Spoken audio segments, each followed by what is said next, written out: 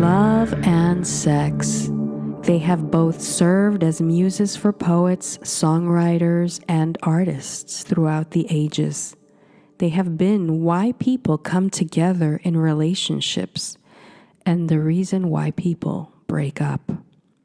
They can bring about ecstatic states of sublime bliss or bring about obsession and misery. We will be discussing the power and transformative natures of love and sex and how we can navigate them in a conscious dreaming practice. Welcome, Dream Freaks. This is episode 11, Love, Sex, and Dreams. I'm Alejandro Salinas. I'm a dream guide, massage therapist, and yoga teacher here in Chicago. Hi, I'm Tree Carr, and I'm an author, a dreaming guide, a death doula, and what else am I? A tarot reader in London. And I'm Jennifer Claroscura. I'm a dream guide in New York, and my focus is on dream work and dream interpretation. So, hey guys, here we are. It's February, the month of love. Love. Yeah, we've got the Valentine's Day. Or the anti-Valentine's Day. Yeah, it is kind of a... So don't worry, everybody. We're not going to get mushy in this episode. This is more a conscious take on love and sex and dreams and lucid dreams, and focus on the self more than outwardly. But we still discuss how we work, whoever has a partner, how we've worked with our dreams in that way. But that could be with friendships as well. Well, It took me a while to realize what you were doing. we always end up doing like the early 90s, like Euro kind of techno. What is love? So, Hello. what are the Hey. origins of Valentine's Day? That comes from like the olden times, yeah? It's an olden days thing, definitely, isn't it? It's from the 3rd century, apparently. What about Cupid? Oh, the god of desire, Cupid. It's classical mythology. He was like a god, desire, erotic love, attraction, affection. But he's depicted a lot as a little chibi baby cherub, Cupid. I think it's because he's the son. He's the son of the goddess Venus and the god Mars. But Valentine was actually an actual person. He was a bishop, an Italian bishop. Valentine. So he performed weddings for couples who weren't allowed to get married. So everything was sort of under the radar and a bit stealth. So forbidden lovers and whatnot. Secret lovers. From Cupid, the Greek name for Cupid is Eros, which is one of the types of love. Eros is romantic love. And the Greeks had 7 different kinds of love. So not just like romantic love. Valentine is definitely centered around.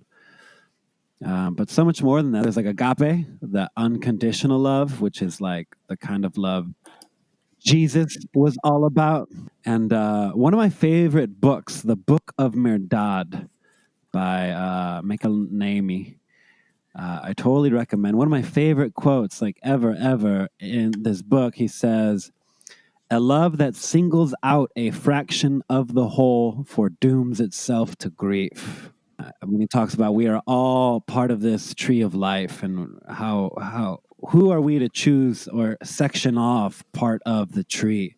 We can't just love the most beautiful flowers, but you got to love the branches and the roots and the bark and all the animals that help populate the tree and the soil that provides nutrients and the rains, and it just goes on and on and on. And that's really speaks to this. A very holistic. Yeah, this unconditional view of love, agape, for sure. And then there's Philia, which is the affectionate kind of love. And this is kind of friends, the kind of love you have with your friends. We do love our friends. We may not feel romantic with our friends.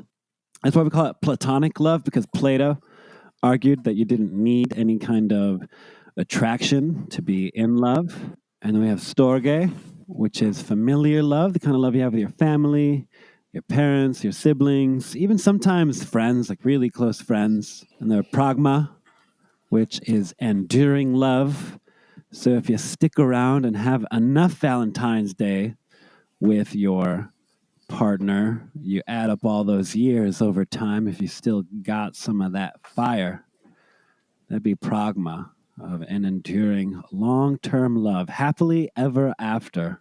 And there's ludos, which is playful love, which they kind of more refer to like being infatuated with people. Those like that new relationship energy, which some people might kind of describe the like butterflies, and you want to yell out the rooftops how in love you are. Philia, self-love. And super important. You know, I think a lot of people say you have to love yourself before you love other people, but I don't know if I agree with that. I think it's totally possible Ooh, the controversy. for us to learn and receive love from other people. And sometimes I think learning how to love ourselves can often be a lot harder. And if we keep putting off loving other people because we need to love ourselves first, then I think you kind of get stuck. I think it's a journey that with each relationship, with each cycle of these different relationships that we have, we learn to love ourselves. But some people start from a place of self-loathing. It doesn't matter where you start. It's your journey. And eventually you will you got to reach start that where place. you start, wherever you may be. It's one of the biggest leaps of faith that we can take. We might get our hearts broken, or it might succeed. Either way, there's challenges in every relationship, every kind of relationship, every love that, like Alejandro has stated. What other kinds of loves are there, Ale? There was one more. It was mania, which is like an obsessive love, more like leading to jealousy, anger. I don't know if I would really count that even as like true kind of love, you know, this like obsession. That sounds like ego love, the way the ego would love. Yeah. I think Tyler Cruz once said, he gave some advice to men. He's like, you can't love someone and control them at the same time. It seems a bit like a destructive kind of love too, that one. Mania. It also sounds sort of like maniac, like the love of stalkers and that kind of behavior. Yeah. Which is like slightly disconcerting. So many loves. So many. So all the different types of love that we experience in life, it seems as though love is, and our relationships have some kind of a chemical process. It kind of almost is an evolution of sorts. The biggest things in life almost feel like they are relationships. I know, like a lot of people say, "Oh no, the biggest things in life is your career, or it's your status, or your money, or your property." But it seems as though, and I kind of have this opinion based on experience being a death doula, that at end of life, a lot of people, when they're in reflection and they're looking back at their lives and they're taking stock, they realize that, damn, it was all about the relationships. It was all about the people. It's all about the love. And not just a romantic love, but, it was family, it was my kids, these are the things that all of a sudden become very important, and very clear that these things were important all along. That's why consciousness is so important, to be conscious in a relationship, because as you navigate all the highs and lows and the shadow work, there are many mini deaths within a couple, within a relationship, or a trio, or whatever you are. There's mini deaths and there's cycles, and you're reborn each time. It's like a rebirth of the union, and this can only happen in conscious awareness. That's it. I think this is the thing. It's what happens is, I think people don't consciously navigate their relationships, let alone their own experiences through life, really. And I think what happens is, it's not until near the end of life where they go, "Whoa! I'm realizing it. Like, I should have taken these relationships more seriously, or should have like reached out or told people I loved them or cared for them in some kind of way." But definitely, like, having a conscious approach to your relationship, really, you see that there's an evolution, there's changes going on, and you work and you move with the changing. It's not going to be the same when you first meet someone and you're like completely helplessly in love and you've got like lots of romance and there's like, sex is great. that's not going to stay that way forever. And you got to realize like that's not going to stay that way forever. But and so you evolve through it, and you love that person through the process of it. I think what happens is we live in a world with like that wants instant gratification, and also kind of like perfection when it comes to lovers and partners. And there's a lot of high expectation, and it certainly doesn't help when you have all these examples of uber power couples, or like the seemingly perfect relationships. And it puts like this incredible amount of pressure on people to feel like they need a partner, or they need to find the one, they need to find the perfect person, or they feel like, oh, I need to be having like just like incredible sex all the time, or and it's insanity, because it's just not realistic. It's just refreshing sometimes when people are just very honest, like, look, we're having problems in our relationship, and like it's good that people are able to talk that way. I mean, that's like the real work with anything, with our own selves, and it's not all sunshine and puppies and rainbows all the time. Yeah. True, when you're talking about people at the end of life, saying relationships are what's most important, and the relationships we do cultivate. And even to myself, I had a near-death experience where I like rolled over a couple times in a car and was like, holy shit, I really could have died there. Wow. And I just had a much deeper appreciation for life, and not just my like interpersonal relationships, but the relationship you have with yourself, the relationship you have to like the earth, the relationship we have to like the food we're consuming, the relationship to our environment, how we interact and relate to everything around us.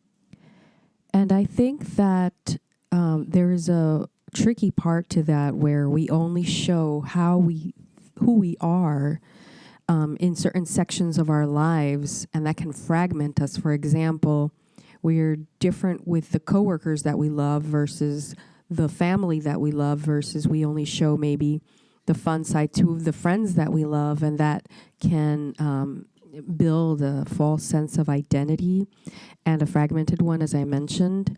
And to become conscious of the way we love in the different aspects of our life, I think that can also integrate and bridge us into a more wholeness state of being in love. How do y'all work with relationships in dreams, in the past or present? Well, in the past, I wasn't able to work through dreams with past relationships. They were not dreamers. I did have an ex that had nightmares, mostly like screaming nightmares. So that was weird. And I didn't know how to work through that with him because he was not into dream work. And I probably wasn't doing dream work the way I do now either. In my present relationship, I'm lucky to say that my husband understands what dream work is and the importance of it. And even though he's not a dream freak like I am, he doesn't have to talk about dreams all day long, he still understands that doing dream work will give him some guidance in the mornings, and that's what we do.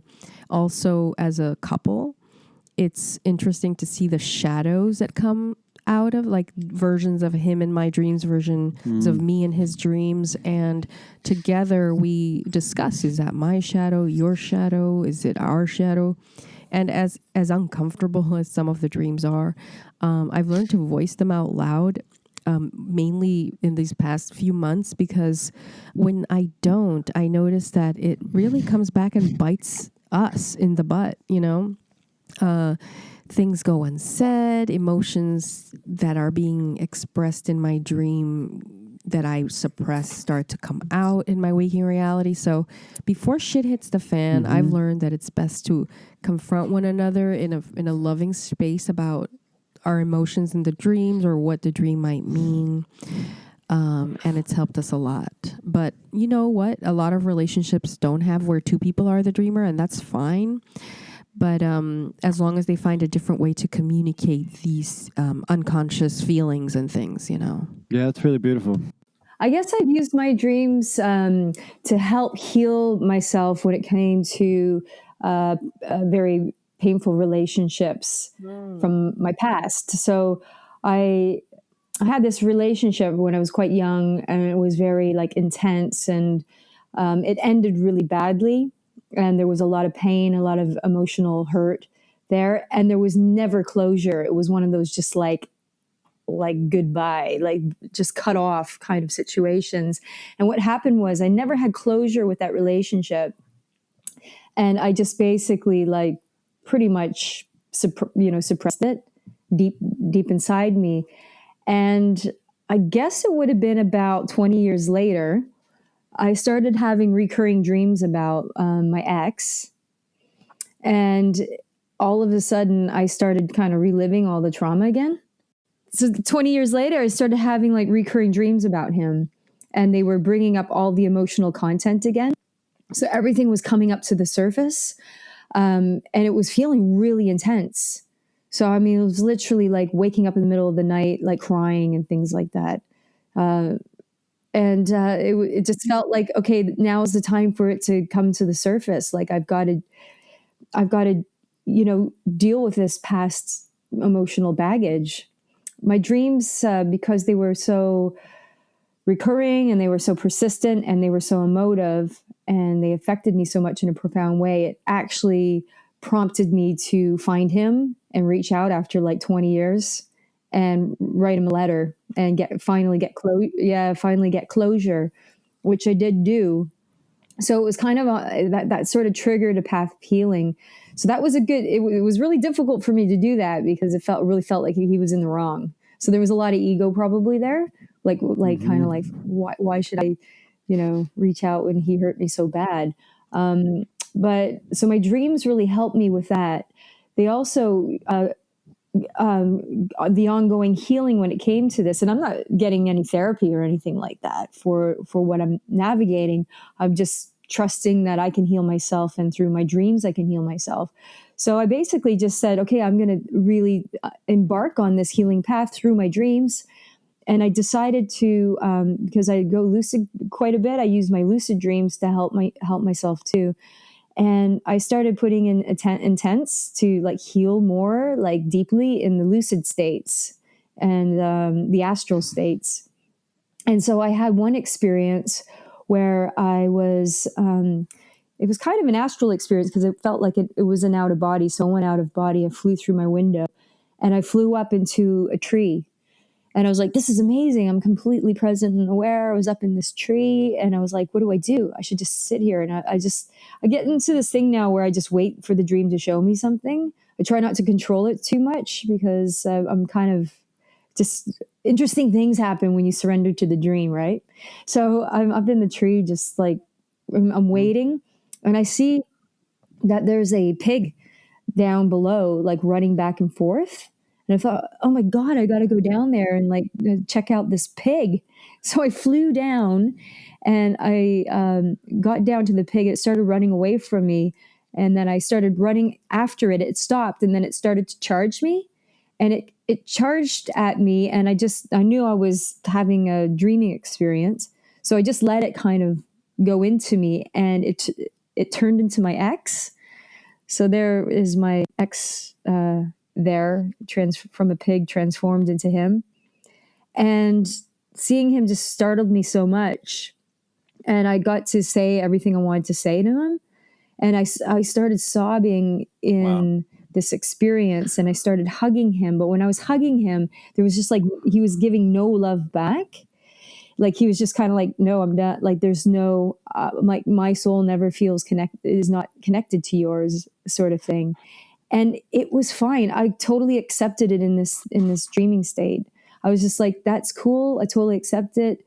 There's boundaries here and I'm good. And I woke up really like sobbing from the experience, but in a release kind of way, in a way where I felt like I got over a whole ball of wax that was, it was there underneath the surface where I still had a lot of like, connection still, like I was still like, oh, like me, please like me kind of thing on a very subconscious level. But in the dream, he showed me like, well, I don't like you. And I was just kind of like, fair enough, that's good. And I healed from this dreaming experience. And that helped me in my waking life. I feel like when you don't deal with a past love, like when you don't go through that alchemical process and transmute it and finally be over it, then you're actually, by not looking at it, you're actually freezing it in time. So you're freezing that love in the past in time. And it's so important to not have that stuck. And it's very tempting to want to shove something really painful in a drawer and deep into the unconscious, never to be seen again. But it's more important to actually unfreeze that and let it go and transcend. Allow the transformation to occur so that you can transcend and transmute. So, Tree, when you began getting those dreams, you were probably because you had done so much inner work, so many layers got peeled during the last few years that it was finally time for that to, and that was through a unfreeze, process, so to speak, and come out. And I love that it started up in a tree. I know, Tree was in a tree, and it was. I also thought that it was funny that he was a pig, and then he turned into himself. Because I did think pretty much like, wow, you're a real pig for what you did. You know what I mean? So so I thought that was quite interesting. But yeah, dreams can be amazing for healing work, to heal relationships. Yeah, I have a very similar story after a really intense breakup years back. And some of the dreams weren't lucid, but watching the progression of the dreams and how I related to that ex in the dream state as, over like a couple of years, honestly, really changed. They start with like really aggressive dreams where I was like smashing the windows of her house in the really early stages of that breakup to interacting each other at like parties of just like seeing each other but not saying anything, to eventually interacting at some location and talking briefly, to like having a conversation and then like holding each other in the dreams, like just like a hug of like that more bit of closure, to just playing around and having fun, and like having other adventures. And then since then, she hasn't popped up in my dreams very much at all. And I think one of the major functions of dreams is this emotional processing, which, side note, a little unrelated to the topic, but one of the reasons in like PTSD happens because that dampening effect isn't in place, and so those emotions don't get processed, and so we tend to relive those experiences. They still feel as potent. We don't get to wring out that emotional towel, so to speak, and let it dry out. I used to have horrible nightmares with my ex. And in these dreams, he would be chasing me, and it was always very violent. And I really wanted to hate him. But then at the same time, I was having these other dreams that would confuse me. It would confuse my consciousness. And these dreams were where he was his higher self. So he was this beautiful soul. And in the dreams, there was never anything romantic. It was almost like we were never together in real life. And it was just a friendship. And then I would wake up like, why? I really want to hate you. But then I couldn't. And this for me was the way I healed, the way I forgave, was through dreams, through his higher self showing up, or at least the idea of his higher self, or the reminder that he's also a guy, a soul in his own journey, his own evolution, and we cross paths at some point, maybe to teach one another something, or wrong time, wrong place, doesn't matter. I have to acknowledge he's on his own journey, and respect that everybody's in different levels of their journey. Also, I wanted to say something about the things that we build on when we don't deal with something. We build over that for many years. So once we go back and resolve something from the past, it's almost like taking out a brick from the foundation that you build your life on. And so though sometimes it seems like your life is crumbling, it's just that those parts that are not going to honor your future, your path, crumble. As you replace, as you build, that brick comes out, as that a false foundation comes out, that has to, whatever's on top of it has to crumble, and then you rebuild. So it's a messy process, I gotta say, but it's definitely worth building a solid foundation. Yeah, and I think you're right there, Jennifer, because sometimes we're all on an evolutionary journey. So even the exes that we have, that we think that, you know, they really messed that up, or they really behaved badly with that. You know, they're going through their path and they went through their things too. And it's not to excuse any behavior that could be abusive in any way, but it's what happens is sometimes we just remember that person from that time, and we almost we demonize them to the point where they become like this huge boogeyman in the closet, and that's what it freeze them in time. And that's exactly what I did with my ex, because there was no closure. And like, so for 20 years I had built this up so big in my mind as to what a demon he was, that when I did finally like get closure with him through an exchange of emails, I was just like, oh my God, Tree, and I was just like a regular dude, and we were young, and of course these things happen. And you know, and I realized like, yeah, you know, he's been having a journey for the last 20 years. He's remorseful. It was just, you know, these things happen. We learned from them. And it's, it's a process. So dreams can be very, very helpful with the healing process when it comes to relationships.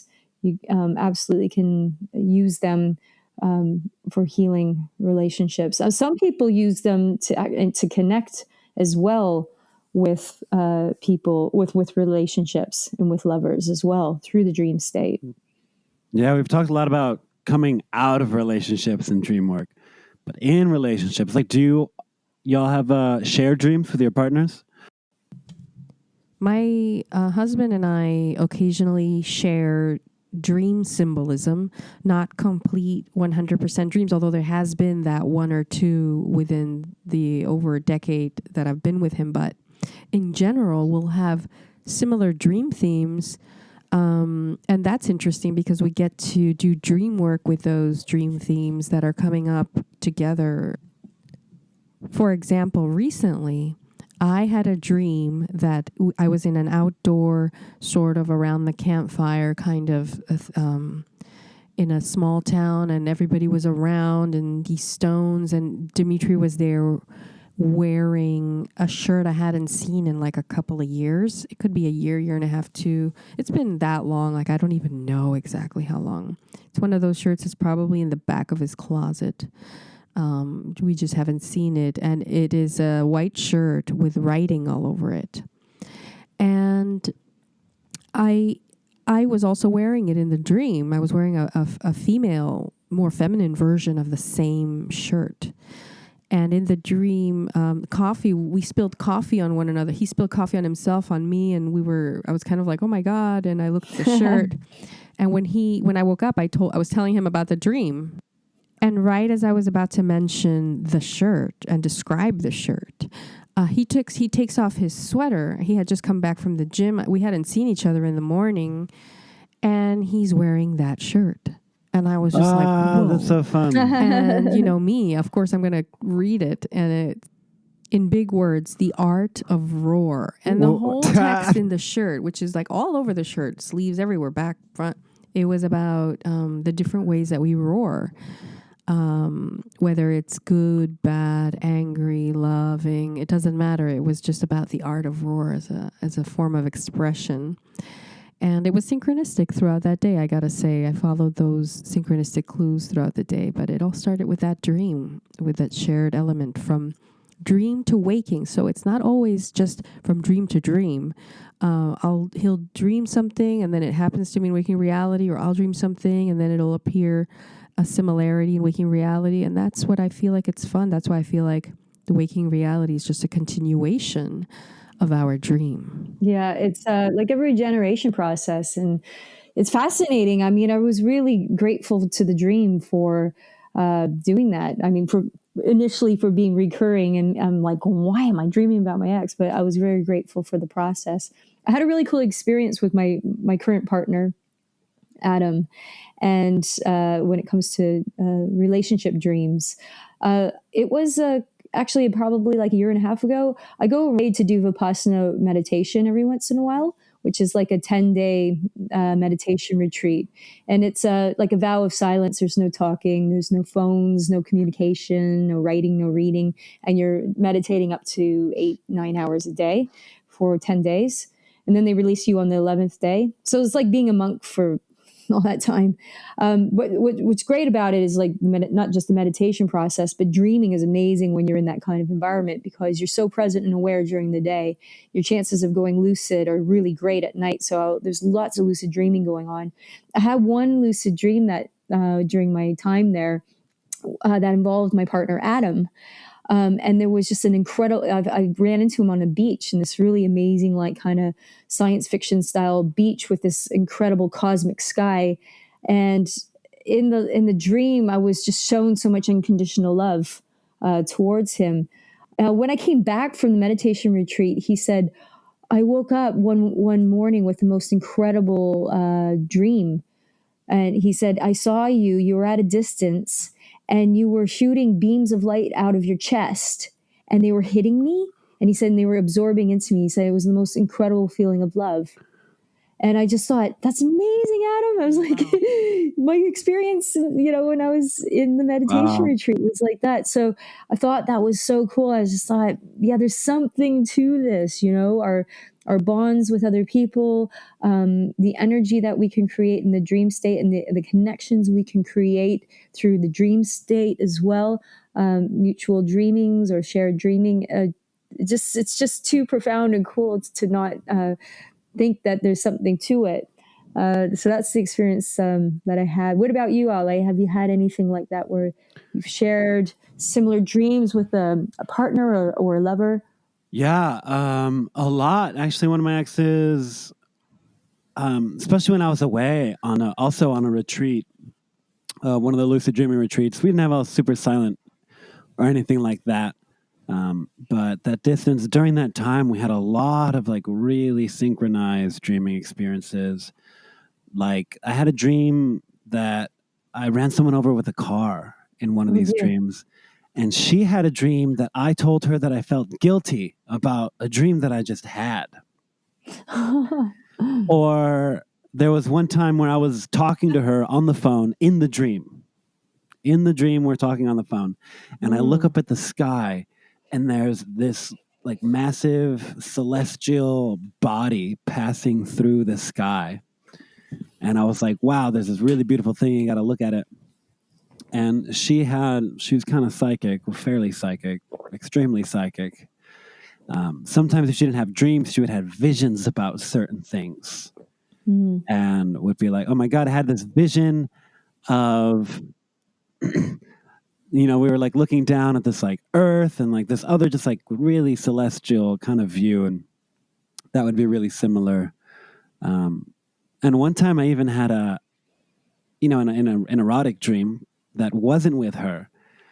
And she messages me the next day. She's like, I had a vision, and she was like kind of all jealous and insecure. And I was like, oh my God, were you picking up on the dream that I had last night? I can't even cheat on you in my dreams. So that was kind of funny. Just be like, yo, I'm a poly dreamer. Poly dreamer. I was laughing, Alejandro, not at you. I was laughing because right now a humongous truck just passed by, like a black truck with only one big word.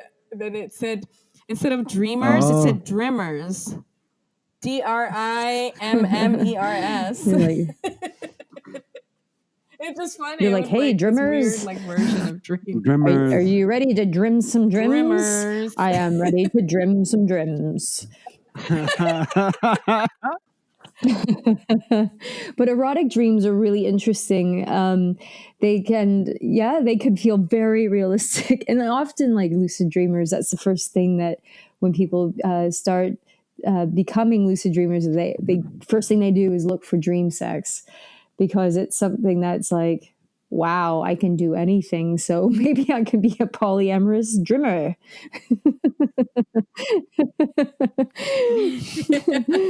But the statistics are really interesting, though, about like erotic dreaming, particularly orgasmic dreaming. So orgasmic dreaming is actually being able to have an orgasm through the dream state, through like a full body orgasm. So you're waking up like having an orgasm, and you're not even touching yourself or anything.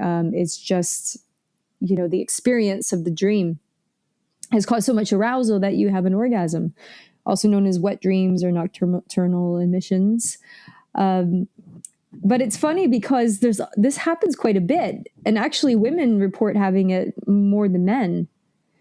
And there's been a lot of research around this whole night dreaming orgasmic activity, and apparently about 4% of sex dreams among both men and women result in orgasms. So it's interesting because no one really talks about orgasmic dreaming very much. I guess because sex is taboo. But I think biologically, there's a lot of things that are happening during our sleep cycles, and it's usually during our REM cycles where we can experience sexual arousal. So studies show that that's usually when sexual arousal occurs in our sleep cycles, is in the REM states. And when this happens, there's, as we say, what is it? The dream antenna, LA? Which is like, it's called penile tumescence, which is, men can get erections and women can get clitoral tumescence, which is like a clit erection. And this happens in REM states. So biologically, there's things going on. But it also seems as though, like in the lucid dream state, as soon as you go lucid in a dream, it's so euphoric. The energy that you feel when you go lucid in a dream is so difficult to articulate and describe. It's almost like you're high. It's almost like you've done a really great bit of MDMA or ecstasy. I don't know if maybe some of you have never tried that, but it's such a rush of euphoria that it can be interpreted as almost like sexual arousal. And I think that's why a lot of people straight away go look for lucid sex, because dream energy, lucid dream energy, is super high vibrational, kind of sensual energy. And much like orgasmic energy, which can create life, I think you can use that energy in a lucid dream to create some pretty amazing things. So channeling that energy instead of having lucid sex, using that energy to create something phenomenal within the dream. Mm-hmm. We've talked a lot before of that, like that really powerful creative energy. Yeah, redirecting it, utilizing it. Reese Jones, right, practiced a lot of that, like semen retention. Yeah, of just like harnessing that sexual energy. And I think with men, because semen is considered like, that's the chi, the life force. When it's released, and you kind of lose a bit of your life force. So the concept, I suppose, is to retain and keep your life force. But I think it's very different with women, because it's almost as though when you have an orgasm as a woman, it's like it gets so expansive, you're almost supercharged, and you can kind of go and carry on and have another one and then have another one. And it's kind of the opposite. It's like, it's all expansive. So it almost just seems as though the more orgasms for women, the better almost. Anyway, maybe for me. Men can learn how to have quite the number of exactly, them too. Right? So, and that's part of the semen retention as well, is doing sort of pelvic floor exercises, breathing exercises, edging exercises, in order to be able to get to the point where you can have a full body orgasm without ejaculation.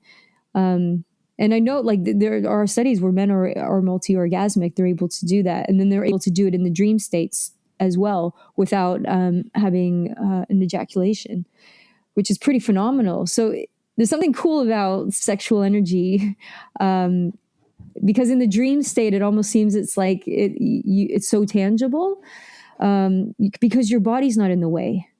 I think what happens with sex is like we're so in our bodies in our waking lives that it can kind of just feel like you're just getting an itch scratched, and it doesn't have like this energetic, like expansive resonance where it feels very boundary dissolving.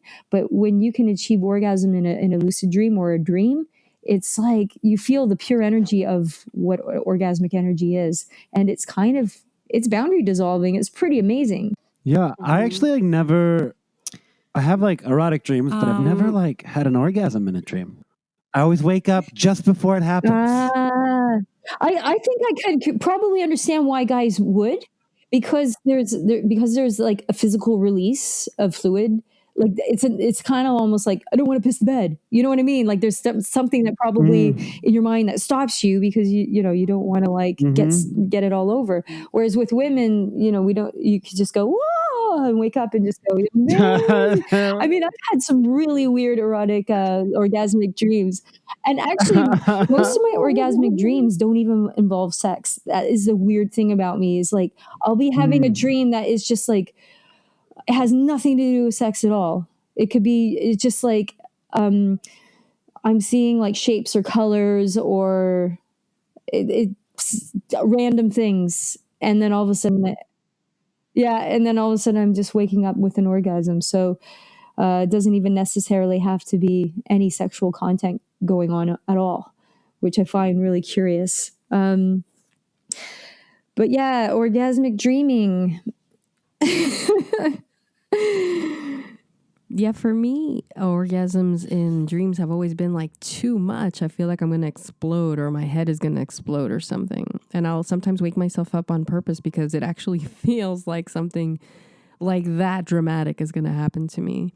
But, I feel like the way I used to redirect, I mean, I don't know if anybody's heard of sex magic, but the way I used to redirect any kind of orgasmic energy was at the moment of orgasm, I would send it, up into the gods, so to speak. I would really try to connect through those higher levels through that experience. And it's not something that a lot of people do in a common, regular relationship, I guess. My husband coined it wizard sex. Yeah, exactly. That's what orgasmic dreaming feels like to me. It's like you're just getting one with the universe in a really big way. It's amazing. But sex dreams do happen often, and I always tell people when they tell me a sex dream that it is an alchemical process. The dream is really trying to bring those people that you've had sex with in the dream that are representing an aspect of you. It might be a prompt for integration, for shadow work, or it might be suggesting that you need more of what they have, like an integration of or they're sorts. representing a part of you that you've disowned, and you need to for sure bring that back, come together. And I know that people get like really they shut down dreams when it's about siblings or parents, but try to look past it and really understand what the dream is trying to tell you by showing you that symbol or that persona, that description, that scenario. The qualities that this person represents at or which time they came into your life. Maybe it's symbolizing integration towards that part of you, or asking for healing, or asking you to integrate those qualities of that person. And what about astral sex? Because that happens quite a bit too, where you're in the astral and there's like, there's an experience going on. Some people feel like they're having sex with ghosts, or and y'all know more about that shit than me. I had it so much, especially more as a teenager and younger. I mean, when I was younger, probably. I mean, I do get that still now, like in the astral, I'll feel like, oh, someone's coming in and they're trying to get jiggy. But then I'm like, yeah, nah, just leave it out. Like, I'm good. I want to go explore the universe right now.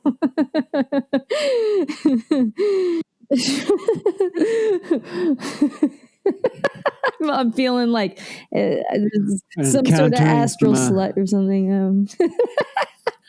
But yeah, no, yeah, definitely have had those experiences, and I've talked to a lot of women who've had those experiences too, and men too who feel like they've been visited by like some kind of succubus that would come into the room while they're in an out of body state or in an astral or in a sleep paralysis state, and feel like Oh yeah, you know what? This happened to me in a sleep paralysis. There was this woman in my bed who like wouldn't go oh wow, away and was like, see, I was like, you can't be here. And she was like, oh, but I want to be. And I'm like, well, you can't be.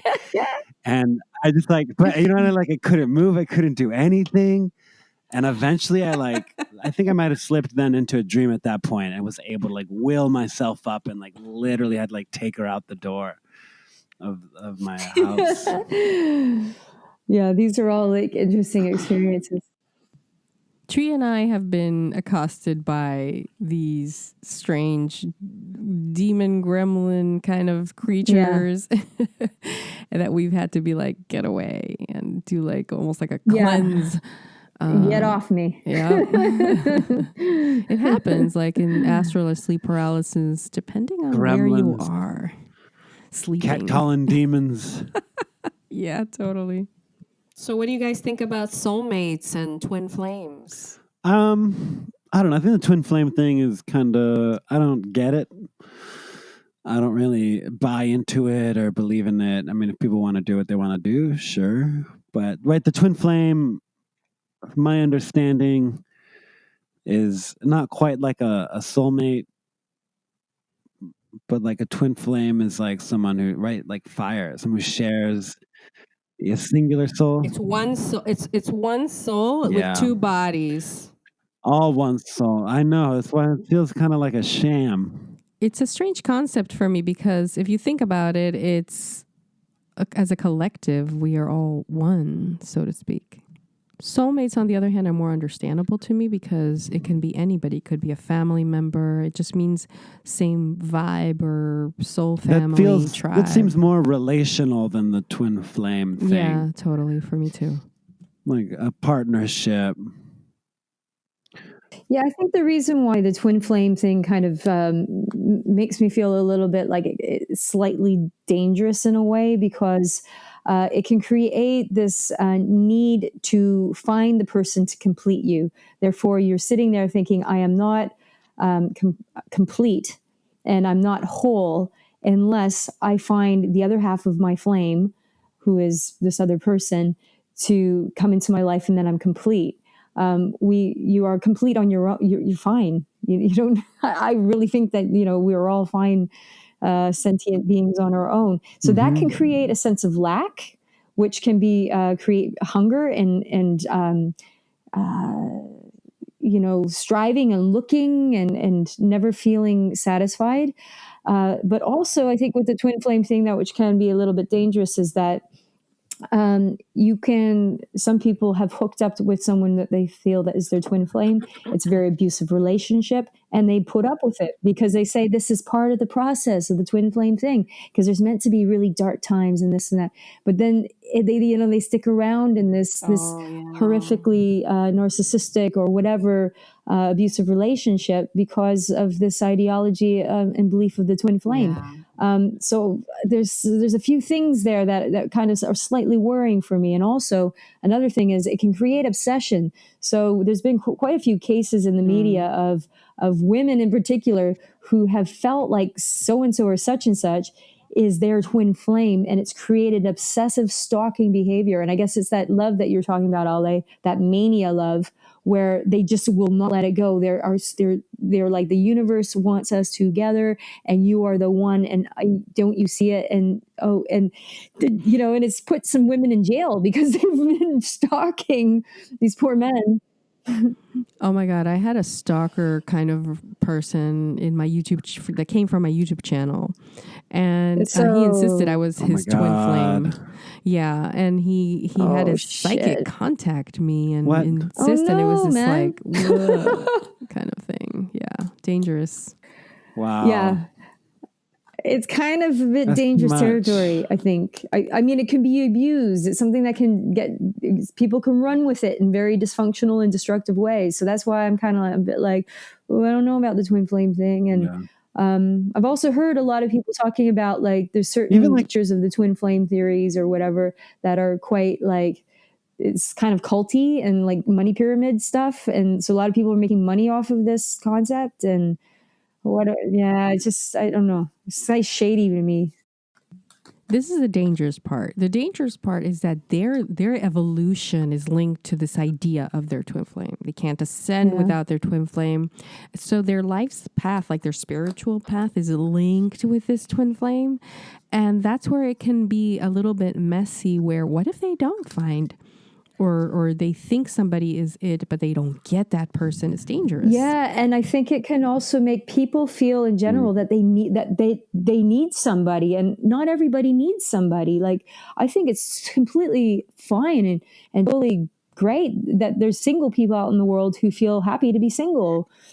And I don't think there should be stigma against anyone Absolutely. who's single. And I've had some single friends who are like, why do people are always trying to hook me up with someone? Like, I'm fine on my own. I love my life by myself. And Yeah. I also know a lot of single people that are very happy. And I feel like in this world, this life, a lot of different types of scenarios exist. And that's the way life is It's a designed. variance. And imagine if everybody was Yeah. a couple. That would just be a little bit unnatural, right? And even like the whole, if my soul splits, that seems like some kind of spiritual metaphysical anomaly where not everyone would even have like, oh, that was like this some like it's like reincarnate defect.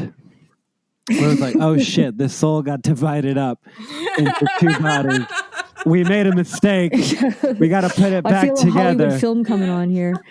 But like, Yeah. yeah, right. Maybe we'll make it to the Oscars. But also, Oh just my going God, back to totally. Valentine's Day, I mean, And- all of this stuff that all these pressures, societal pressures, or this talk about twin flames and soulmates. So some people can feel very, sad on Valentine's Day because they feel like, oh my God, like I'm single, Exactly. and it could can become a very miserable day for a lot of people because they're like, Yeah, there's a lot of anti-Valentine parties and kind of like a movement, which I totally get it. yeah. And I see the point, actually. I see the anti Valentine's point. And on this Valentine's Day, I encourage all you conscious dreamers to really redirect that energy, whether it was positive or negative, redirect it into something you want to manifest, bring it back home, bring it back to yourself, to the source. Use your energy more wisely and really have fun with your own intentions. Maybe it's a time to review how you love in every aspect of your life, friendship, family, and all that, kind of like a little conscious inner work of analysis of how you love everything and everything around you. That's a really nice way to put it. Osho said, if you love a flower, if you pick it, you kill it. And this, like, when people think about wanting a relationship, they're like, I want this person. And instead, we can just nurture the relationships around us and allow those to grow. And then you have this garden of love, of many different types of love. It can also be a call to open your heart, open up.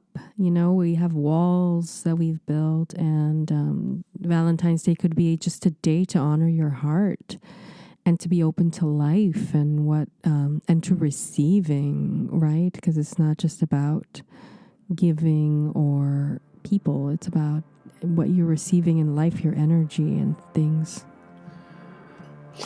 Shall we pull a tarot card? Yeah. So I think it's time to do some tarot. Yeah. Should it be for love, this card? Yeah.